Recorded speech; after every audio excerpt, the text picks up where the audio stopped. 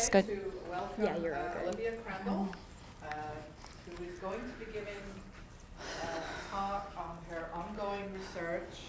Olivia is in her just entering into her 5th year PhD program, and she actually will be defending her dissertation early in the spring. So this is a pretty mature project that she's going to talk about. She's been working with me over that time. And she's going to be talking about causal mechanistic reasoning, not casual mechanistic reasoning. Well and without further ado, Thank you, Melanie.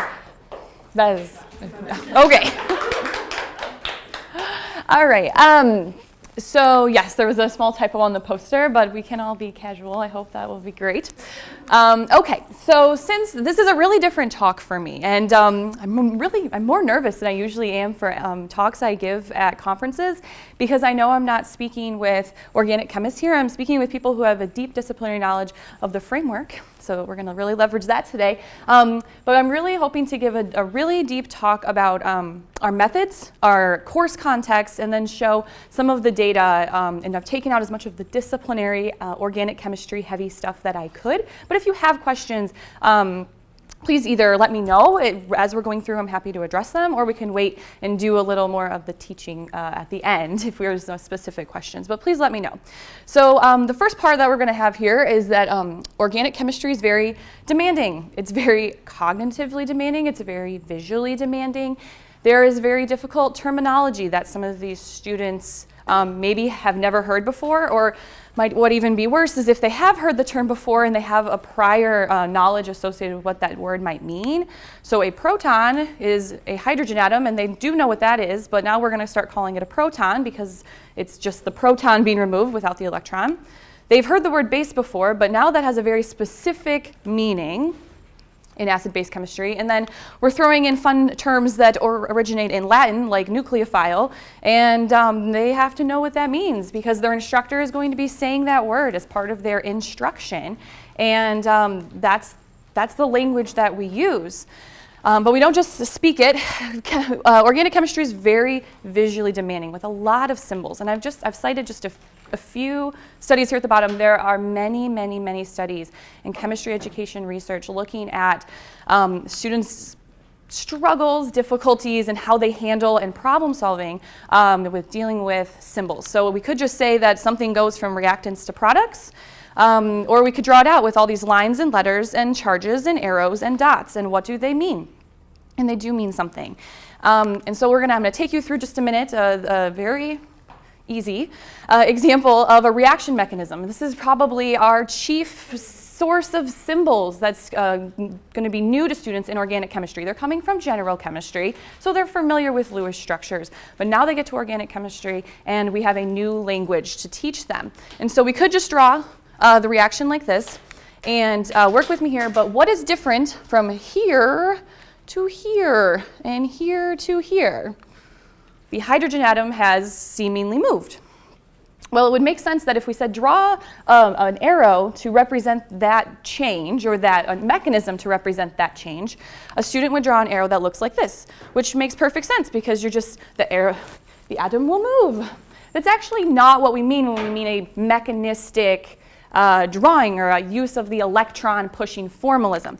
And so I broke that down here. This is actually the correct way to represent an electron pushing mechanism, where the arrow is not meaning an atom moving. It's representative of a lone pair of electrons moving and becoming localized somewhere else. And so this arrow would represent this bond being moving and localizing.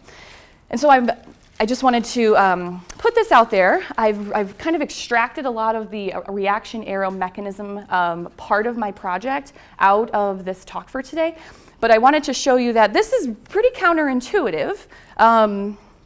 And so if you look at this, there are very different answers.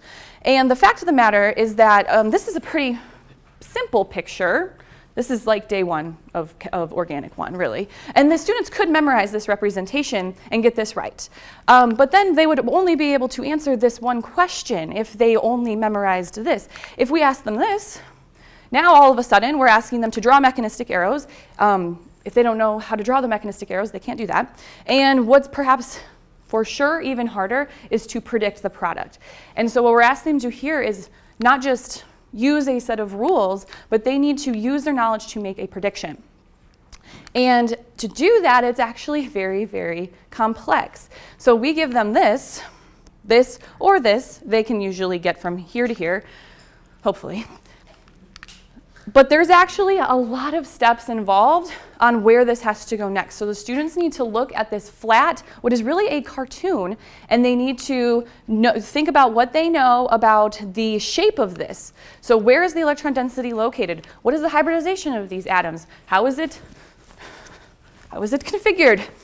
And then what is its shape? And then from there, think about what they know about each individual atom and the electronegativities to create bond polarities. And then all of a sudden, where is the electron distribution in this molecule? Where are their large partial positives and where are their large partial negatives? And then they can start to think about, if you had two molecules in a system, how would they begin to interact with each other and react with each other? So then you can start actually getting into just a Lewis acid-base reaction at that point, or a Bronsted acid-base reaction if you were just moving a proton, which is what we're showing here. But as soon as we've invoked carbon, we need our Lewis acid-base model to think about what is the electron donor and the electron acceptor. And that's when the mechanistic formalism is very, very powerful. But we know that students don't necessarily go through all of these steps. This is a lot of steps. And there's a lot of prior research on this in the chemistry education research field, looking at student difficulties, identifying things students do wrong, identifying things students do right, some of their strategies. So I have pulled this is just a very, very, very tiny sampling of studies. This study in particular is looking at qualitative interviews with a small set of students and really asked them very complex mechanisms. They were older organic students, and some of them were even graduate students, but they gave them very complex systems and asked them to think through their thinking. And as you can tell by the title, they maybe weren't using the mechanism, the formalism, in the most meaningful way. And then there's a number of studies showing the things that students are actually doing. Very useful, so we are aware of that. And then also trying to piece apart what are students doing intuitively. Are they looking at surface features when they look at these symbols? Are they treating them in a more expert-like way and being able to derive deeper meaning from the symbols? So this is just a small sampling of studies, many of which are done in qualitative interview formats. And so I just want to note that as I go forward into the data that I'm going to show, our methods are very different than how some of our other peers in the field are looking at this, and we'll explain that in a minute. So what we know is that students can jump from here to here by memorizing, and really what good is that? We would argue that that really is no good. And so if they're missing out this piece, what we would want students to be able to do is to look and say, okay, my knowledge of maybe structure-property relationships could help me make a prediction here. And once I've understood, how the shape and the properties would emerge, maybe I could think about now how electrostatics and bonding interactions would begin to play a role to start to make predictions. And most importantly, we think, to be able to explain why. And foreshadowing, this is a scientific practice that we may memorize, that we may recognize. And so what we can say from here is that we really feel that three-dimensional learning provides a framework to help chemistry students make these deep connections.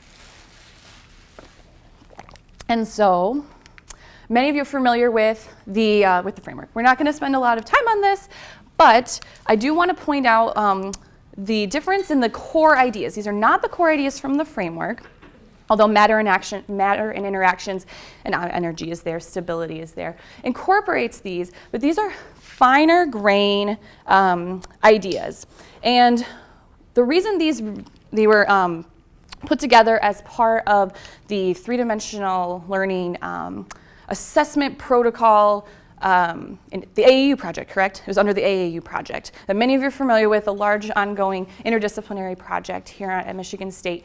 And they were really necessary because when we get up to these upper level chemistry courses, we needed more finer grained detailed knowledge that's more representative of expert level knowledge. And so we've defined more precise core ideas here.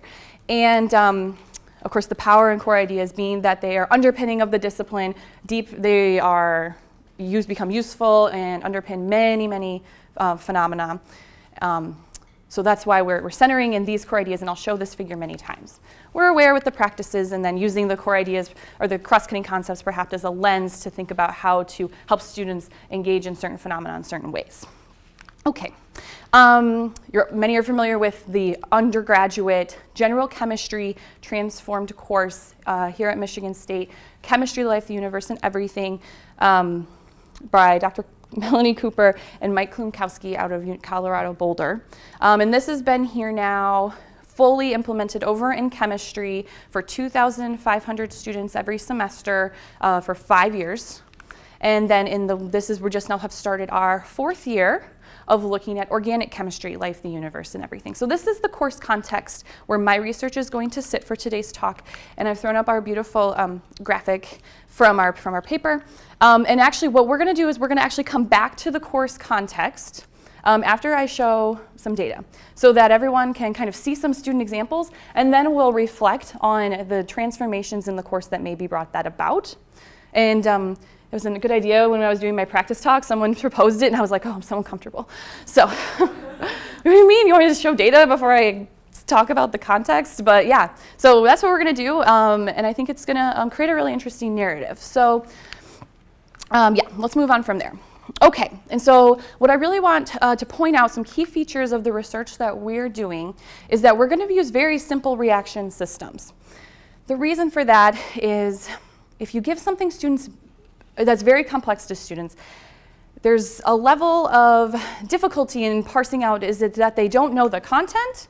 Is it that they don't understand the reaction? Is it that they couldn't use the reaction, what they knew to explain that reaction?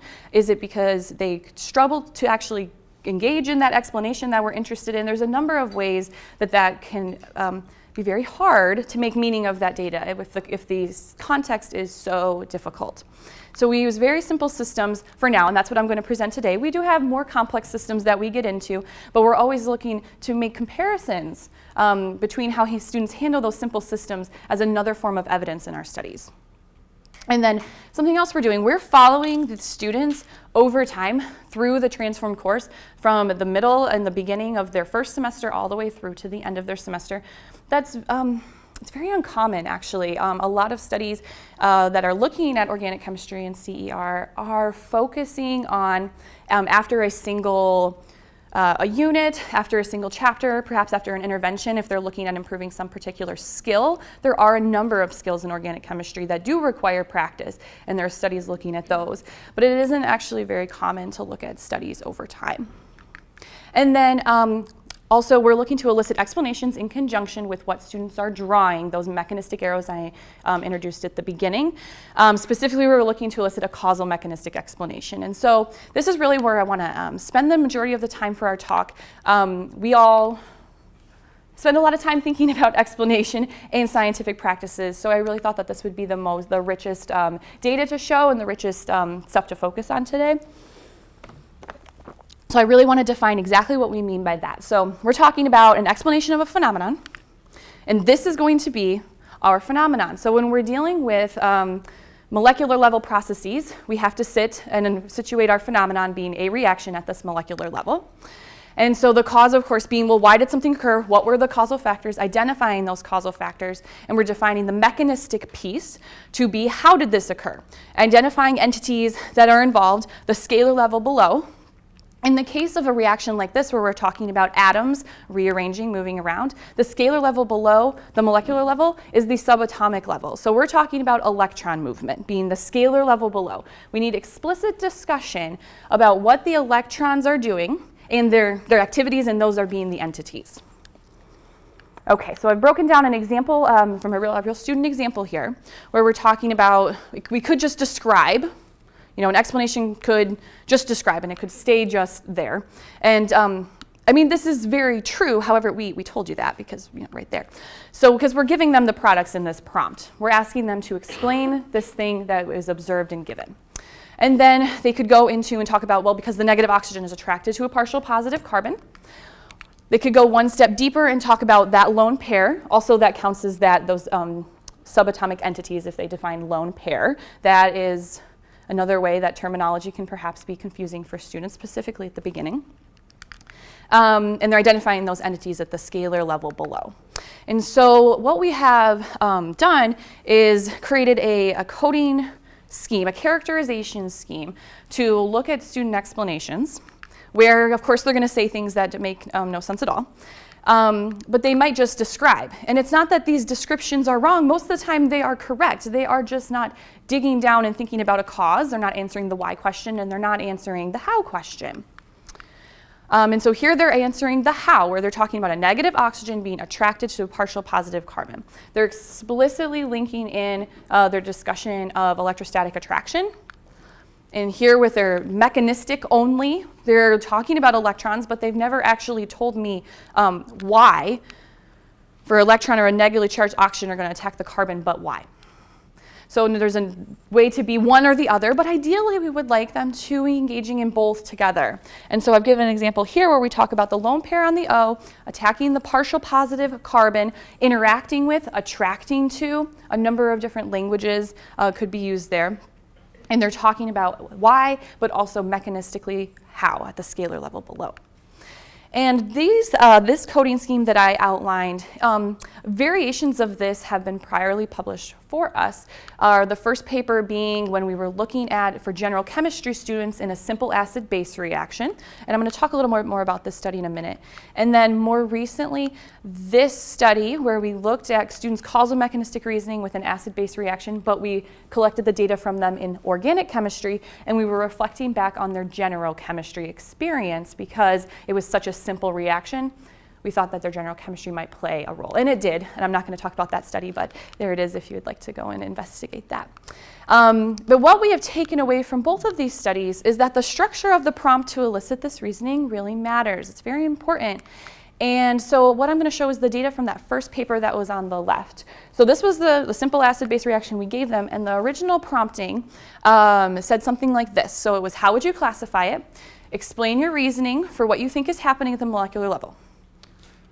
Well, yeah, just do it, right? Like, yes, it says to do it. Not necessarily. So we actually have changed the prompting, and we'll show the results of how this difference causes the effect. But if we break apart what, and we break apart why, that cues into students that we're not just interested in them informing us or telling us that a bond is breaking, a bond is forming, this atom does this atom's now connected to this, that we're interested in something deeper. By separating what and why, we did get richer responses. So what we'll see here is from that first prompt is in the light blue, but this was the data. We're looking down at this end down here. I'm always going to put the most sophisticated causal mechanistic reasoning bin on this far right side, so that's where you want to focus your attention. And then all of these other bins are differently named because we were doing an acid-base reaction, but we had the same idea where there's an option to be just descriptive, just causal, just mechanistic, or ideally causal mechanistic in both. So we saw a large percentage of students who were giving us the causal mechanistic explanation we wanted for this reaction in this study, and that cued us into how we could create our prompts for the future. And so for this study, when we're talking about organic students now, we wanted to use a reaction that was going to be a little more appropriate for these organic students. So we're no longer just talking about a proton transfer. We're forming a bond with carbon. So the oxygen, the lone pair on the oxygen is attracted to this carbon because this carbon is being polarized. It's a polarized bond with this very electronegative bromine. And then the bromine leaves in a simultaneous transition state. That's all the chemistry we're going to do there. And so how we elicit for this reaction is we first ask them, how would you classify it? The reason we ask this is because if they said, like, this is like an oxidation, or this is like, I don't know, they say some crazy things sometimes. And so it helps us if they kind of say up front how they're classifying. It kind of cues us into how they're thinking. It just kind of gives us a direction to think about. And then we ask them next to describe the sequence of events that occur at the molecular level, explain why these reactants interact, and then we ask them to draw mechanistic arrows. I'll show the actual prompts in just a moment, but the font is very tiny, so I wanted to blow it up and talk through it. And then explain why you drew your arrows as indicated. So in this order, separated in this way, and so how it looks. Oh, before we do that, this is a three-dimensional prompt, and I probably didn't need to necessarily convince you of that, but using the three-dimensional learning assessment protocol, we did 3D lap, the assessment item, just to verify that we were queuing in the things we were supposed to be queuing in. But if we're looking at interactions, we're queuing in electrostatic and bonding, we're asking for an explanation, that's there, and describing the sequence of events, bringing in the cross-cutting concept of cause and effect.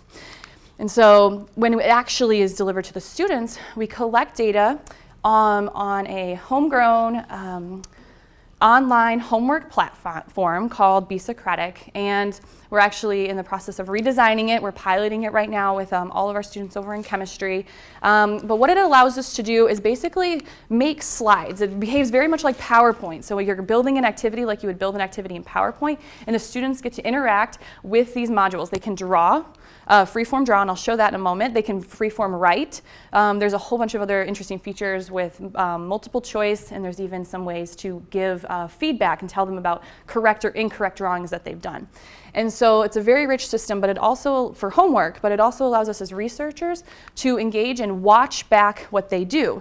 So we can export the typed responses into Excel, no problem, to analyze, but when it comes to this, to their drawings, there's so much rich information, there's so much rich information in what they are drawing and the order in which they drew it, and sometimes the number of attempts they did, what types of things they did wrong.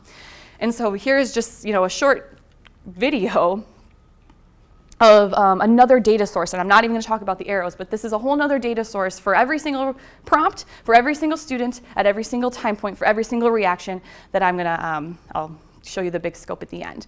And so the students type these answers and give these responses and draw their arrows. And so that's how the data is elicited and then analyzed.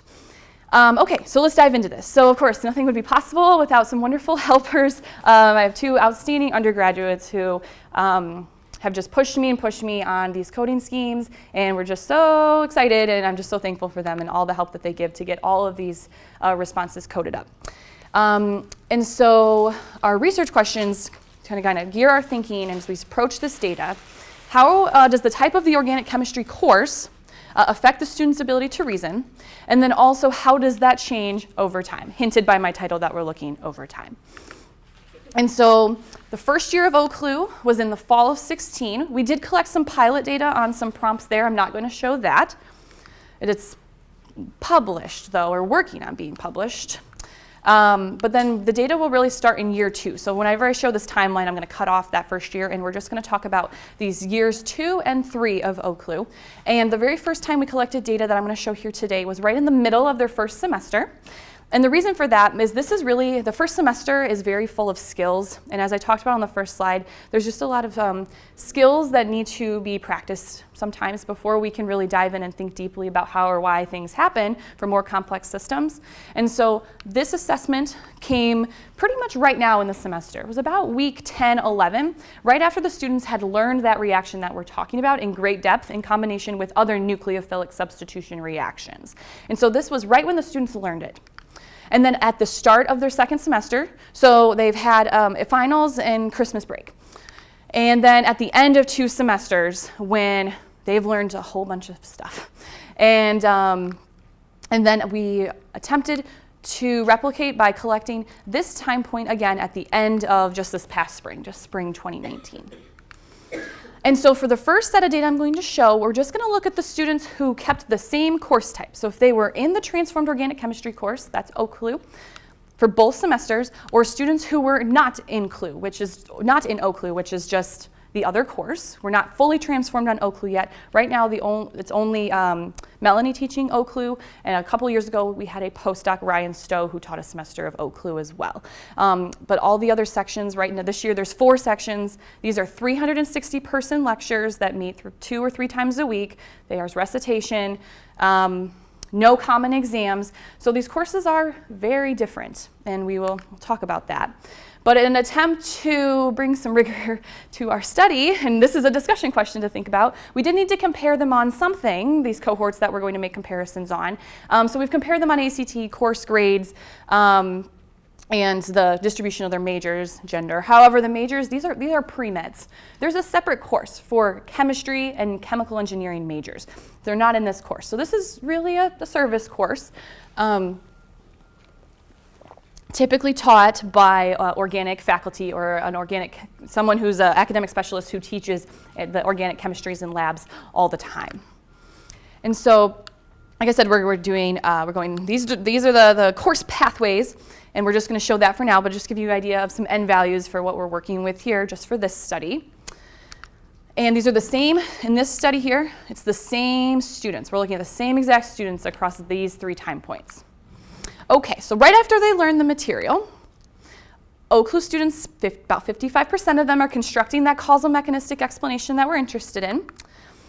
And interesting enough, so do the traditional students. And so this is very important because it is not that traditional students are not told how or why reactions happen. It's not at all that they are reading these prompts and possibly expecting or getting something, activating something else, right? It's not eliciting really anything different, which is really important to show that perhaps it is okay to be giving students in a traditional course, a non-3-dimensional learning course, a 3-dimensional item. Clearly there's some equity that we can think about here, and I'm going to highlight that causal mechanistic bin as the one we want. But now, start of Organic Chemistry 2, like I said, they've had some highs and lows in Christmas break and finals. And already we're seeing a change for these students. And now at the end of OChem 2, we're seeing a similar trend. And we've replicated that finding on the end in that next year. And so I'll just leave this up here a second and let us kind of chew on and think about it because there's a lot of bars up there.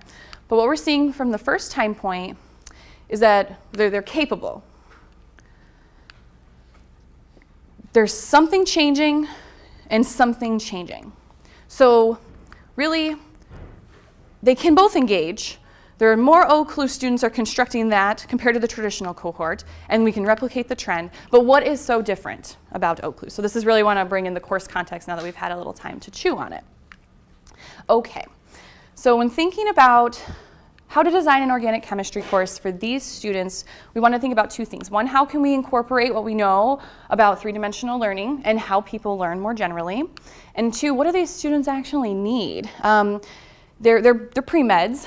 Thinking about biological relevance, we've looked to a number of papers, really one in particular, that took the MACI database, which is a huge database of all of the mechanisms of enzymes mostly in existence, and they synthesized this.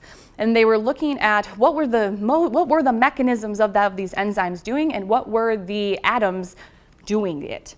And what we found is that proton transfers are far and away the most most common, but biology did not determine what was popular. I'm a chemist. So, and then also nucleophilic substitution in there, but it's proton transfers. Far and away, proton transfers is the most common mechanism of action in biological systems. Also, a lot of carbonyl chemistry, thinking about glycolysis. These students are most likely moving on to biochem. That's a whole other topic. If you want to learn more about that, talk to my graduate student friend, Keenan, who was looking at that. But that's all I'll say about that, but there's a lot of biological considerations on what these students need going into the course as well.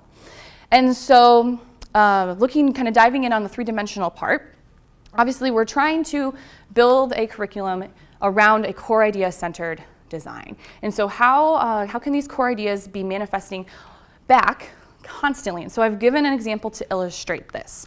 And so if we think about an expert's knowledge as being a overlapping highly developed, highly contextualized weave of their knowledge of core ideas. We can think about it in this way.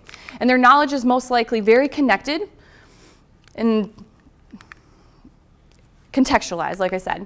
And we know from citing from How People Learn here that experts have a great deal of knowledge, and it's organized in a way that is useful. And they also notice certain features and meaningful patterns that novices most likely do not recognize. And so I've given an example here to illustrate that difference. And so this is an example item from OCLU, and this could also be found on a traditional exam if we just had this part. So it's very common to ask to rank compounds in order of acidity for these compounds. So the first thing the student might do is they probably need to draw it out, and here's yet another form of symbolism where a whole bunch of the atoms are missing. They are implied in these representations. So a student would probably do this. And then if they only had to rank these compounds, they might think, well, what's the pKa of that hydrogen? So a pKa is a measure of the acidity of a proton in a certain medium, and you can memorize these values for certain functional groups and think, okay, well, this compound, and this compound, they're all alcohols, but there's something different about it. I can memorize each of these compounds individually and their corresponding acidic measure. Well, that's a memorized fact, and it sits out here. So if we think about their knowledge structure of an expert, they certainly do know pKa values. And for a practicing organic chemist or a chemistry major, knowing pKa values is important. It is important. But for these students, is knowing a pKa value of something actually going to help them explain or predict? Without the underlying knowledge that lies at the cross-section of a deep understanding of core ideas, we predict most likely not. And so this is not getting us where we need to be, because if the student needs to explain the reasoning, saying this pKa is bigger than this pKa is not an explanation. And so again, we're turning back to the core ideas and looking at, well, experts can't just reduce their knowledge down to a set of facts. If all an expert knew was a set of pKas, they would be an intro organic chemistry student, because many chemistry students can do that. But we know that they can flexibly retrieve their information in a way that doesn't necessarily lie on a single problem or a single context. And so if we are activating an idea surrounding acidity, we're expecting that maybe a certain area of their knowledge may be activated, and that it's connected to a bunch of other things that they can adapt and flexibly use all these different resources depending on what the problem is asking, rather than just having them rank pKa's. And so I'll go back here. So that was kind of an overview of how throughout the course I used a simple acid-base example, but this comes back again and again in our course for how we are constantly trying to integrate deep knowledge of core ideas into students' knowledge structures. And then also, what good is it to have core ideas if you're not using them? And so we're very familiar with the practices, but in our course specifically, we certainly emphasize developing and using models, more so using models with the electron pushing formalism I showed before, as long as it is paired with explanation. Analyzing and interpreting data when we're teaching spectroscopy, very difficult for students. And if you were here for Ginger Schultz's talk a couple of weeks ago, she highlighted a lot of that. Constructing explanations, and then engaging in argument from evidence. So depending on how you phrase a certain questions with spectroscopy, for example, you could ask students to make a claim about what a compound is based on the spectroscopic evidence we give them. So there are a number of practices that we engage them in addition to thinking about the core idea-centered design. But then there's also a bit of a pragmatic to it as well. So you can do all of these things, but if you aren't communicating to students that this is important and giving them the opportunities to practice, they probably won't. And so I don't know who said this, but it was on one of your slides, and I really liked it. So did you say this? So if you don't assess what's important, what is assessed will become important, at least for students. And so what we've done is we took the 3D lap, and we have lapped all of the OCLU exams, finding that between 25% and 50% of our exam questions, looking at multiple choice and short answer sections, we always have both, and look that they are three-dimensional. It just depends on the exam. Some sections of the course are more skill heavy, and that's just necessary, so there's a little less there, but in the second semester, there's definitely more. In the traditional as well, we lapped those, and we found that almost none of them are 3D. That's not that they didn't have the potential to almost be 3D. What we found a lot of time is there was a lack of the need for explanation. So there was a lot of assumption that if they just answered this question by ranking the pKa's, that they understand why that is true. Without the explicit prompt for explanation, we don't have evidence that they're actually engaging. And so, of course, we assess them, midterm exams and midterm exams. But if you kind of add up some of these numbers here, you'll see that there's a large chunk of points missing from here. In OCLU, we have clicker questions.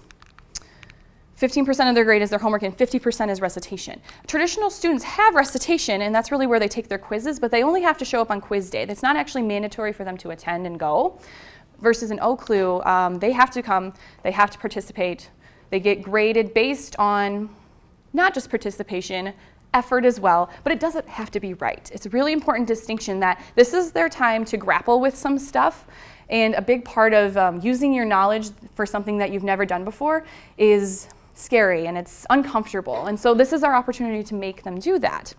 And then they also do that on their homework, where we have them do homework on Be Socratic, like we talked about, where they're constructing explanations.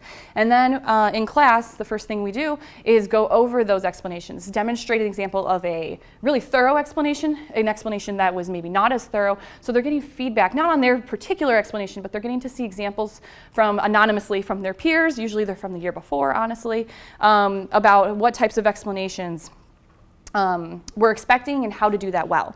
So they're getting feedback on that all the time. Okay, so we're kind of at a crossroads here. What does this mean for students who change course types? Because we've seen the evidence for the people who moved in one consistent cohesive direction with a cohesive experience. But because we schedule here a year in advance with our scheduling, there's not a lot of ways that a student maybe can control what course they end up into. They might just have to take a course because that's the time that they had available to take it. And so they may be changing these course types. So I want to talk about the students who have moved in opposite directions. And this is the research in progress part. This data is very newly analyzed. So we're looking forward to feedback on this. In this year, for year 2, we had a number of students go in this direction, and that's because two people taught OCLU that semester, and so we had more people starting in OCLU that could move on. Also, some students drop. Then in this previous year, we had more students move in the other direction. So we haven't been able to replicate this trend. Maybe someone after me will do so, but I won't be able to replicate this trend, but we can look at both directions once. And so what I'm going to pull up is at the end of OChem 2, this is the data that we've seen for OCLU and traditional, and I'm going to add on the students who moved from OCLU to traditional in purple. They're in the middle. And then the students who moved from traditional to OCLU in yellow. And so we were looking at this and thinking, well, what does this mean?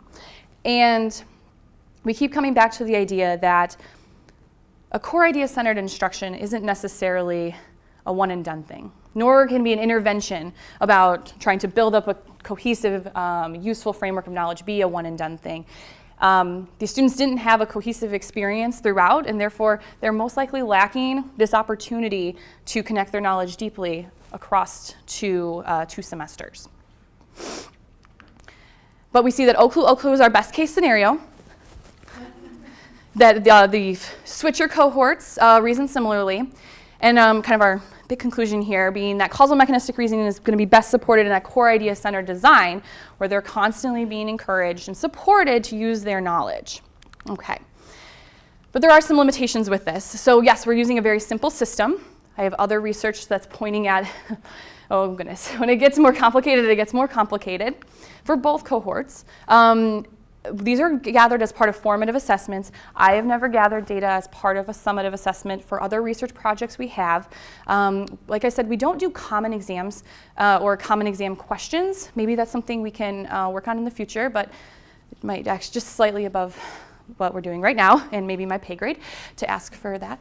And then we kind of what I hinted at before is that we lack a good way to actually compare across these cohorts, across these course experiences. And I'm just kind of previewing a discussion question I've got up here is it really appropriate to even compare performance for students in a transformed course where for three-dimensional learning, curriculum, assessment, PD, not necessarily, well, PD in K-12 would be very important, but everything, curriculum, instruction, is all needing to be pointing at in the same direction of three-dimensional learning. And if the traditional course is not having that same experience, is it even fair to ask them a three-dimensional assignment? Well, we saw that they can do it right after they learn it, but on a longer-term scale, something to think about.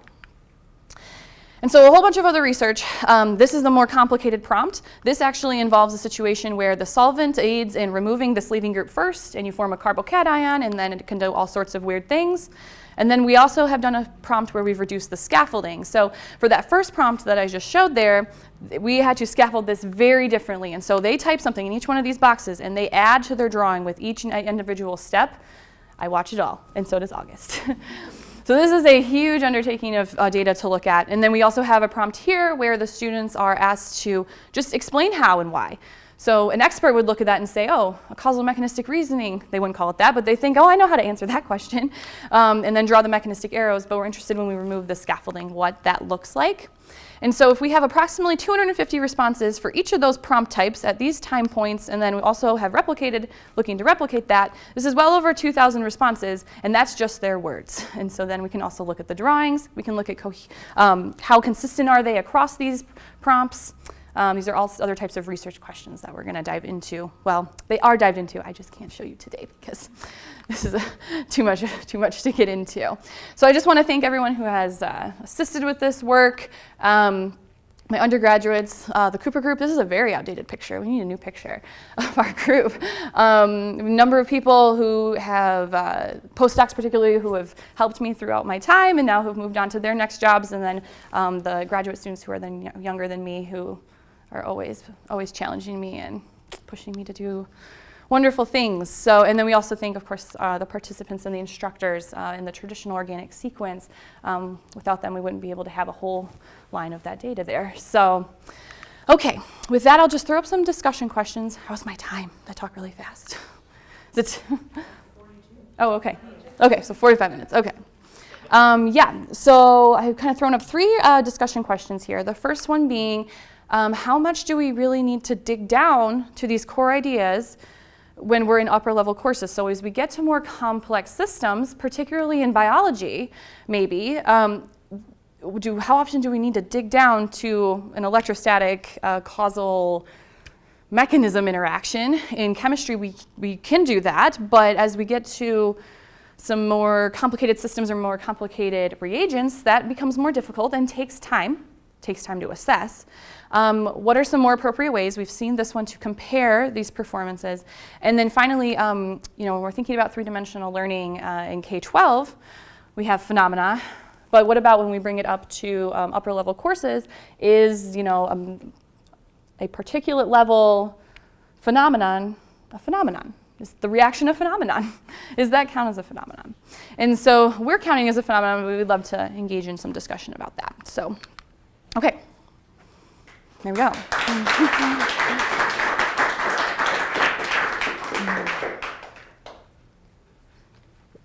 Yes. Do they engage in any organic chemistry labs during the course? Excellent question. So because of, enrollment restrictions mostly, the lab for general chemistry and organic, they're decoupled. They don't necessarily have to take the lab. It's certainly not coupled with the course. Many of them do. It's in their second semester. They have to take Organic Chemistry 1, and then they can be co-enrolled in Organic Chemistry 2 and the lab. So some of them are, some of them aren't. It's not a variable we've looked at. That would be really interesting. So I'll be a little bit closer. So basically, they can even have a simple acid base, whatever you start with the hydrochloric acid, and they never smell it. They never encounter that. Yes. Basically. Yes. But if you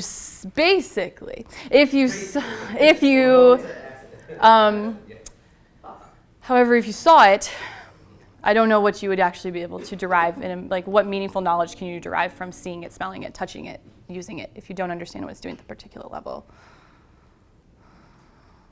All right. Yes. That's another argument. Okay. Later. Joe. I'm going to tackle your third question.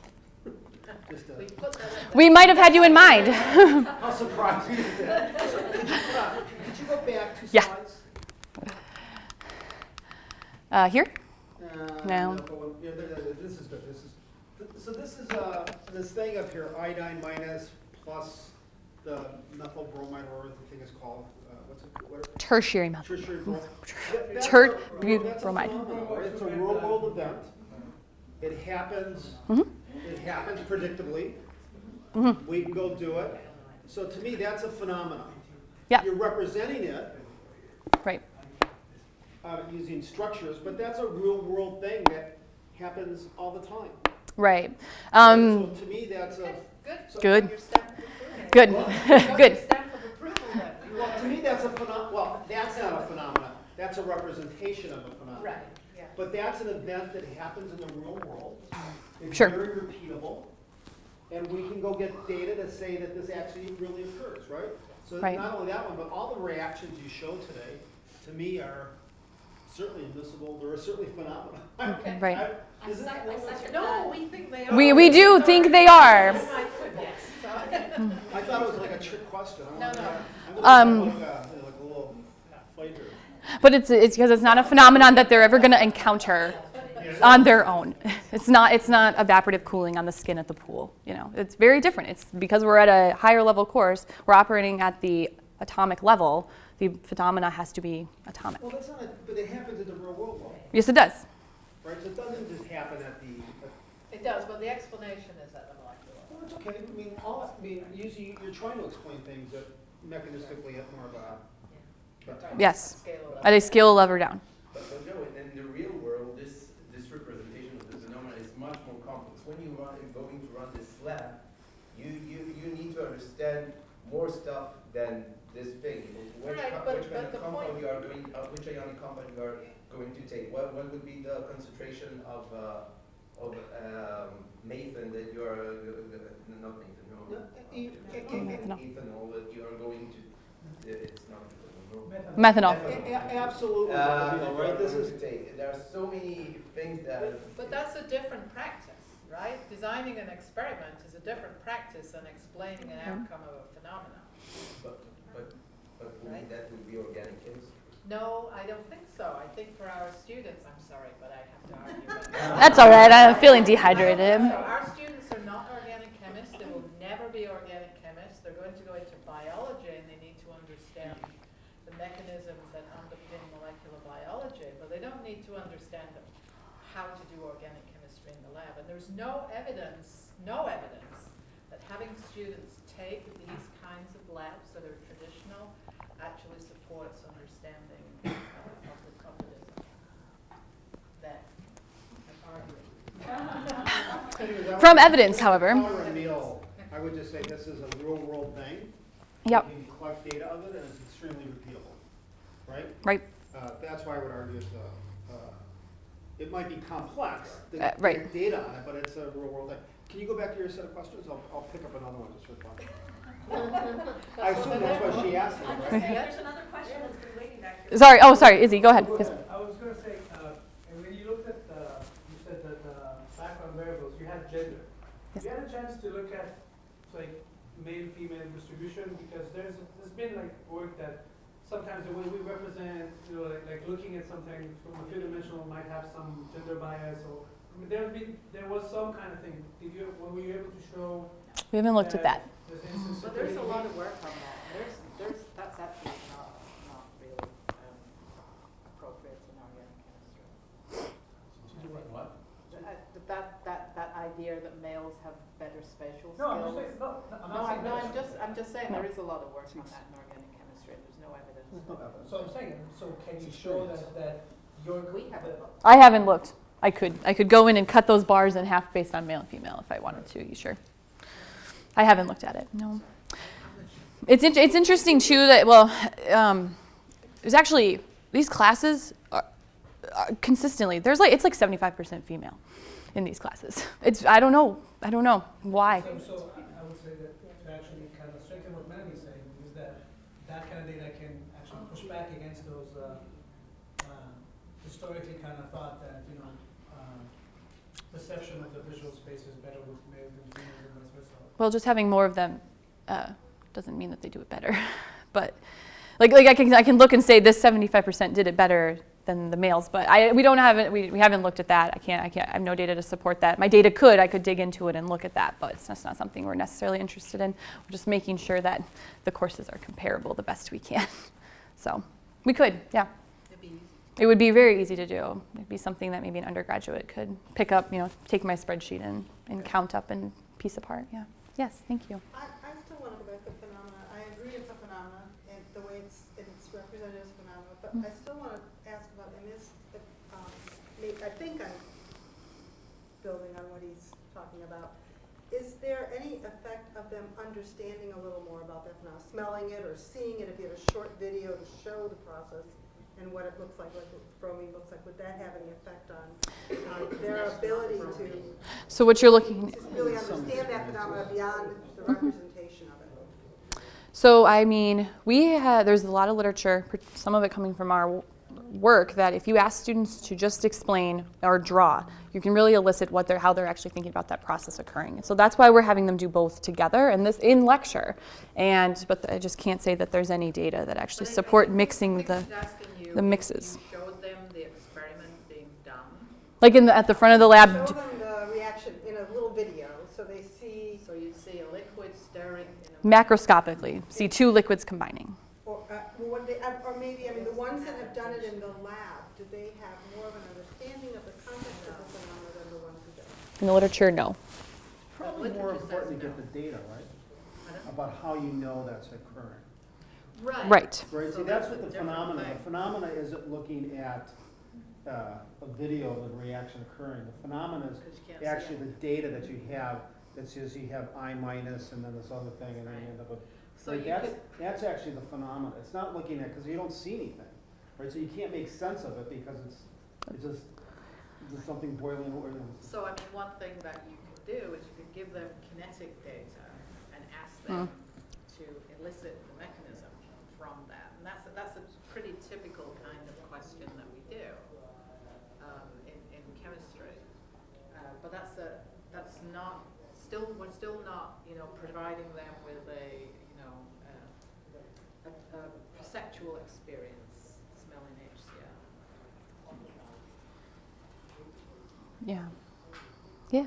I guess I can say, like, from doing interviews with the students who are co-enrolled in organization and the lab, that experiencing at first, they don't necessarily connect that white powder they get or those liquids that they get with any mechanism. And even when they see like Grignard and then they go and do the Grignard, there's only a certain amount of connectivity for them in their experiences for these students. So I don't know if that necessarily seems to help this population if they actually experience it and then they learn it. I don't know if that order makes a difference. There's no evidence in the interviews I've done so far. Because in K-12, just really understanding the context of the phenomena is really makes a difference in their engagement, their understanding, their ability to use it.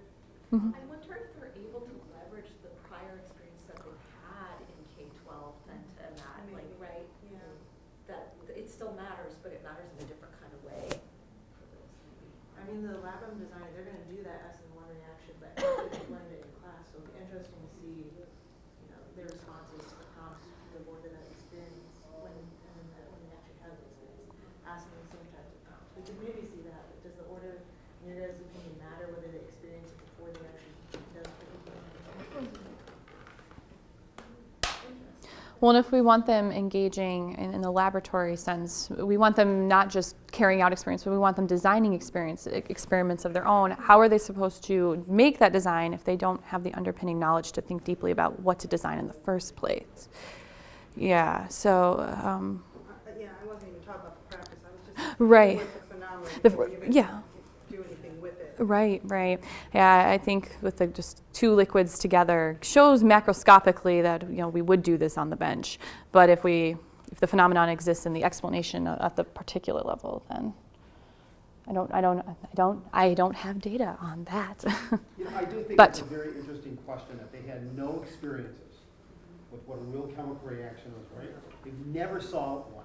Mhm. It would be really interesting to see what they would do. My guess is that's a different Between situation. high school That's a different question. Yeah. Well, these are organic chemistry students, and they've already taken. They've already They've taken had that. They've gone through Gen Chem, Okay. Gen Chem and Gen Chem. So they have mixed things together Okay. once before. At least one. At least once.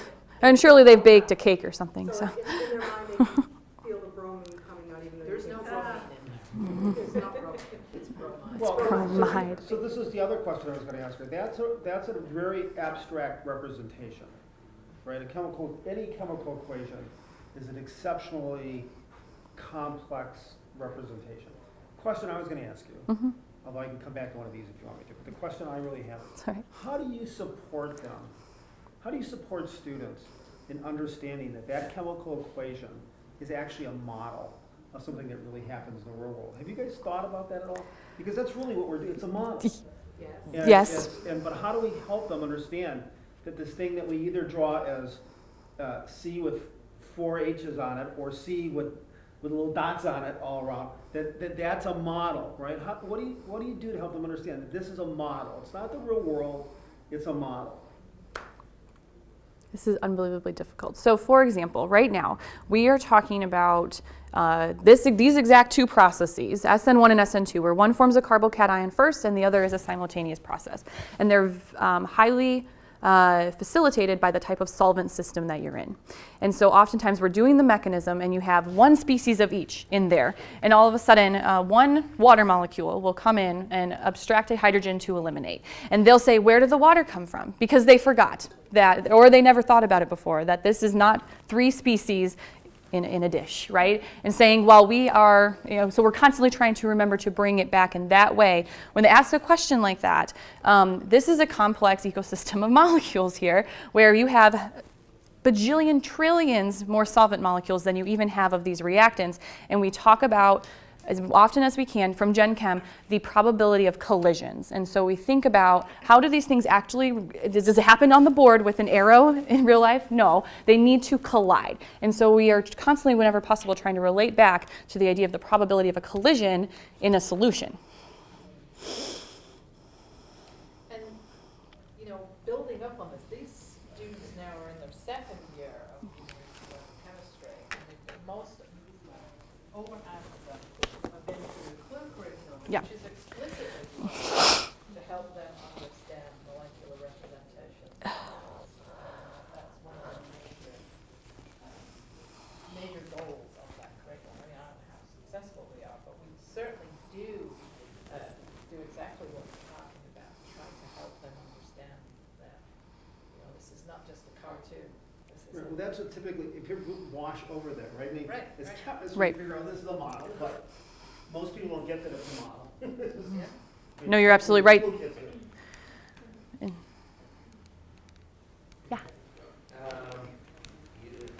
Melanie at least said that they are not going to be organic chemists eventually.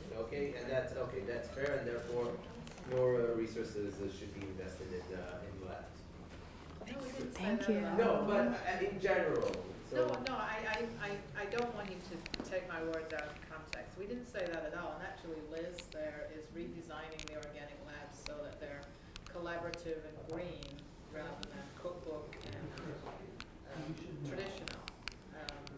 But what we are saying is that I think that the lab doesn't provide the kinds of experiences that I think the kind of learning that you seem to be talking about. So they are supposed to go to biochemistry or something like that. Did you anyhow investigated how the ideas, the core concepts they got from organic chem supports them, like for example understanding cellular respiration, cycle, all this kind of stuff? Where did Keenan go? Like what We is do have is there some a use studies to go ongoing. through the hell of organic chemistry? Yeah, he walked away. We have a project with John that's looking at this kind of reasoning across disciplines. And so we are looking at it. It's a discussion question, so it's not necessarily for Olivia, more for the biologists in the room. So I'm sitting in on the undergraduate biology class, or biochem class right now, and phosphates go flying around all the time. They're all over the place. Right, and so in the course we don't necessarily talk about, in the biochem, we haven't really talked about the leaving groupability of phosphates. phosphate? And as an instructor, how much do you guys have to rely on, well, I've got to get through this material, and relying on students' understanding of leaving group ability from organic chemistry, and kind of getting at the first question of how far do we have to dig down to these core ideas, right? If you had to dig down to leaving group ability of phosphate, every time you brought up ATP, you'd never get anywhere. So, I don't know. Well, that's a question for you, John. So, yes, and I'm sitting in on his class, actually. Oh, I didn't see Kevin. So yeah, in many cases, in biology, the phenomena that you're interested in, it's so many levels up from chemistry that you have to essentially ignore the chemistry to be able to get to the thing you care about in biology. Ideally, yes, you would want the students to be able to keep digging down and use that chemistry knowledge to support this understanding of this phenomenon in biology. But if we were to try to get there in class, we would miss the thing we were actually trying to teach in terms of the biology of that chemistry.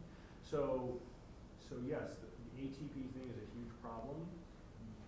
And we've talked about this a fair bit, and the problem becomes, at least in my intro lab class, if I actually try to get to the mechanism by which ATP actually is an energy source, we never get to the reason why we have ATP in the cell. And so there's a real conflict here between how we connect these things.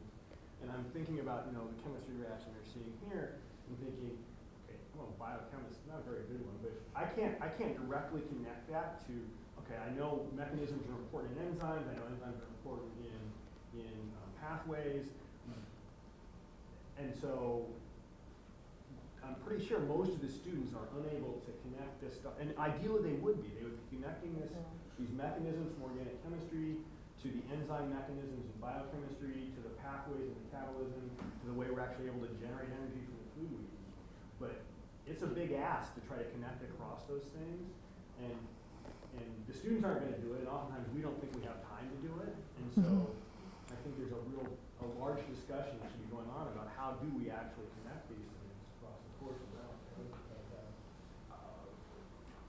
Right. I largely agree with what John says. Sort of Sam's question about what we throw phosphates around. I think I agree. We can't go back to that level of detail every time. I think in biochemistry we try to, I hope, show that there's a few common things that happen, right? That what you want is a good leaving group, and in biochemistry, these are the most common good leaving groups you will see. We probably never go down to the mechanistic explanation about why they are good leaving groups again. Maybe we touch on that once, but we certainly don't repeat it. Similarly, I forget who was talking about, maybe Olivia did, about what the solvent is, right?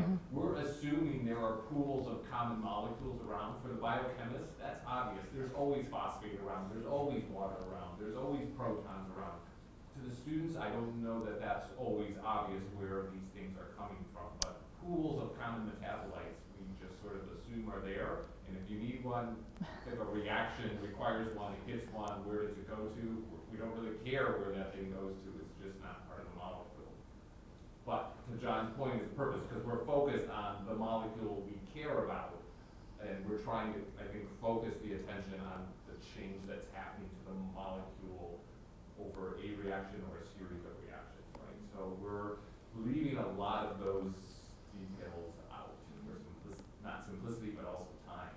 And sometimes I wonder, how scale comes into it, right? In chemistry, we're so much closer to going to those chemistry requirements, but in biology, it's not those same chemistry requirements, right? And so, what scale are we at, and how far down that scale do we need to go? Right. There was a question in the. Yeah, on a different note, I'm interested in the online environment where students could do those assignments. Yes. And sort of wondering how long it took to code the data you have there. Yeah. It's going to be coded overnight and turned around immediately. No, sir. No. And since it exists in a world where someone with AI and everything like that, Yeah. that the student would know week 1, week 2, week 3, and the instructor would see across 200 or 300 people the migration across that. Right now, we don't get that fine grain. Yeah. Some of the kids may have gotten it by the 5th week and some by the 8th week. And so, but Right. Yeah, because right now, I mean, what the instructor can do is read through a sample of, you read through 20 of their explanations on their homework and give feedback on that. But what Keenan is working on and Samantha's working on is taking explanations that have been elicited in this way and being able to compare them using ACER, taking them and coding them with a similar type coding scheme for how we define causal mechanistic reasoning for other phenomena. You just have to the definition doesn't change, but certainly the examples and how it's coded does. And so, and then using ACER to give a broad scale look at what types of categories are your students falling into, to give you that look. So I haven't done it with this data. Someone is more than welcome to take my spreadsheets of coded data and do that when I leave, but it wasn't a passion I had to pursue. So we code it by hand, which you have to code it by hand for ACER as well. But we have people in the group working on that for sure. It is nice that when we have, particularly for the drawings, you can go through and see as a grid view, an overview of their drawings, click on one and then watch the video. Maybe it's only 2 strokes, so that could go quicker. But some of them try over again, which is also interesting because why are they trying so many times? That's maybe they're just, at that point, they might just be trying to get it right and without thinking deeply about it. And so that can give us some feedback too as an instructor. Yeah.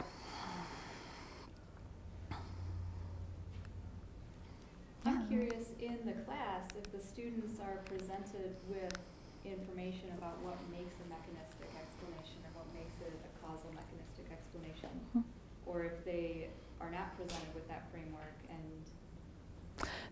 they're not. We don't show them like that slide where we say we want to talk about a cause has these components to it. A mechanism has these components to it, because we do say a mechanism is the representation, if we say we're going to draw a mechanism, that's a representation of lone pair movement. And we give them this prompt, but we never give them the right answer to it.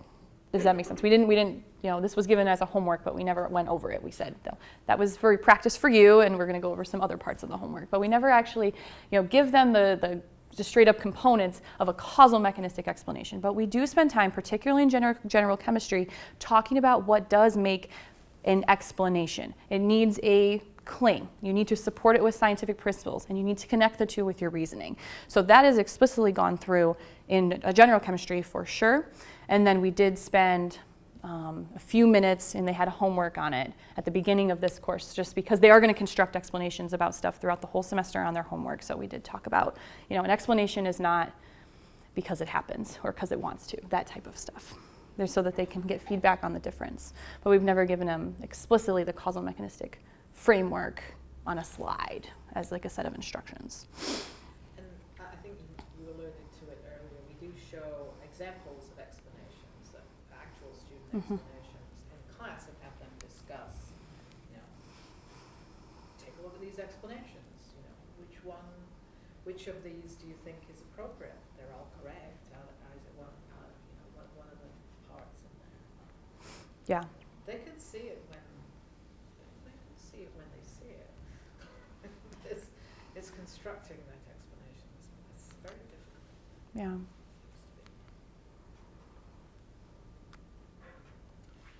Okay. Are there any more questions? If not, please join me in thanking Olivia. Here is a present. Oh, finally! My time.